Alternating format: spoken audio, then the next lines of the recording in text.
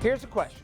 Is the GOP on the wrong side of gay rights, and how much will it hurt them at the ballot box? Of course, you know about the reaction of the party's presidential candidates to the Supreme Court's same-sex marriage ruling and their support for so-called religious freedom laws.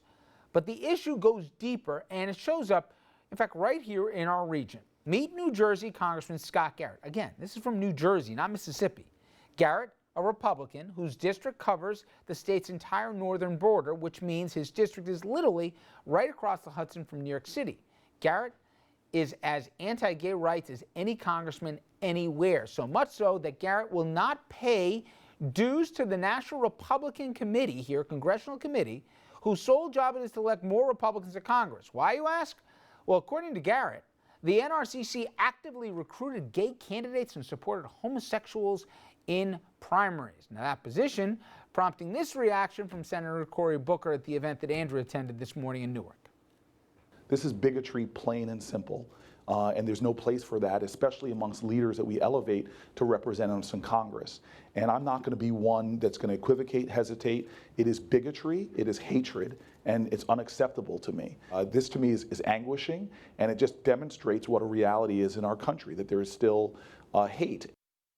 And that position that the senator took there, it's getting safer and safer to stake out here. Look at any poll anywhere in the country, and especially as voters, as they get older, more importantly in the younger demo, how they look at this issue. Now, the questions for Republicans go way beyond just those issues. Boy Scouts of America. They are now expected to soon lift their ban on gay adult leaders, just as it lifted its ban on gay scouts. Enter presidential candidate Scott Walker. He recently said he supported the Scouts ban because it protected children. He's now walking that position back to a degree, saying it should be up to the Scouts to decide. And you know, Andrew, I didn't really think gay rights was going to be a huge issue one way or the other in this. And I didn't really think even social issues were. I thought this would be more, and probably will be more of a pocketbook election. But this is just fodder where it shows the divide. And it's one thing in a Republican primary to go there, but in a general election, you know somebody's going to be asking, whether it's the panel or the moderator, a question about gay rights, because it's an easy question for everybody at home to get their arms around, and it's a yes or a no, where do you stand? And not just that, but they'll look back to the primary race and find out where the positions were and what the candidates said at that point. And Jeannie, we talk a lot about the middle in this country. There's, 45% you can bank are going to vote Democratic, 45% you can bank on going to vote Republican. There's a very narrow 10, 8, 5% in the middle. This is the kind of issue that would move the needle for a lot of those voters, and I think more of those voters support gay rights and gay acceptance and would vote against anybody who has shown an inclination against that movement. But just to think for a second, you have the Boy Scouts as more progressive now than elected Republican officials on an issue that we thought, or I thought at least, 5-10 years ago, maybe I'd see in my lifetime. Now, states can't get out farther ahead on this, but yet this is dogging the GOP. It's shocking to me that they can't get out of their own way. I think they have a real chance if they get the right candidate and just have messaging on dollars and cents, but they continue with stuff like this to just continue to hang themselves by it. Yeah, absolutely. And Senator Booker is absolutely right. This is uncalled for. It is absolutely the wrong position for the RNC, and certainly not the RNC, but certainly this particular congressman. But to your point about social issues, I think we may see more social issues in this election than we thought. Look at what's happening on the other side with Planned Parenthood. Yep. That is a huge problem for the Democratic Party, because you're, by the same token you're asking these questions and debates to Democrats, to Republicans rather, you're going to be asking, do you support funding Planned Parenthood? And given the tape that came out, you're going to see the same people in the middle on gay rights going over to the left, going to the right on that one. So that's that could be a very difficult issue for Democrats. I think if people actually look at the facts and the context and stuff, comparing Planned Parenthood to somebody who won't give any money to anyone who supports his own party looking at gay candidates. No, I'm not comparing those. I'm not saying to compare those two issues. I'm saying in terms of the issue and the impact on the party itself and voters going out. I mean, people tend to take a very, kind of mild view of abortion. They support the right to choose. But when you start talking about selling parts, that's a different issue. And that's going to dog the Democrats.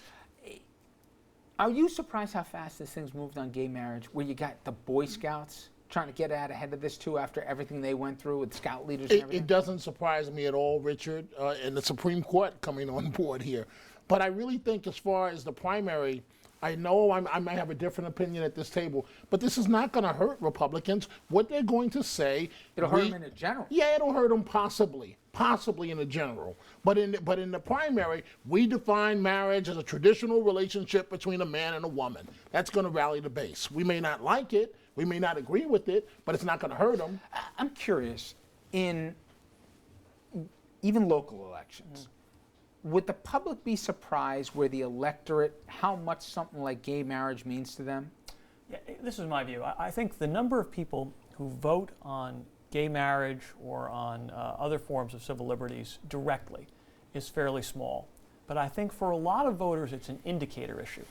It's a simple, clean way of determining whether a candidate looks at the world in the same way that you do, of determining whether they are sort of inclusive-minded, whether they are overly judgmental on the other hand, whether they are culturally aware or whether they're kind of backward-looking culturally.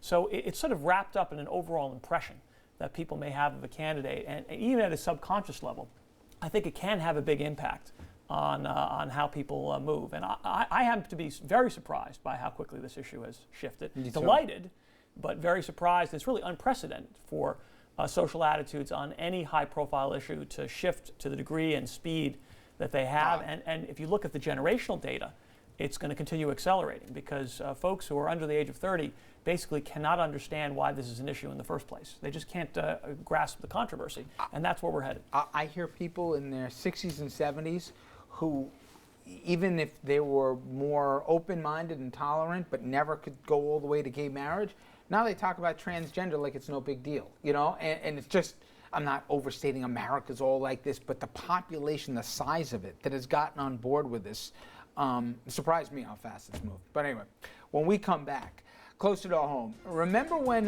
Bill de Blasio ripped Governor Cuomo, then immediately headed off for vacation? Well, the governor sure remembers, and it looks like he's going to make sure this mayor never forgets. We'll talk about this complicated relationship getting more complicated by the day when we come back.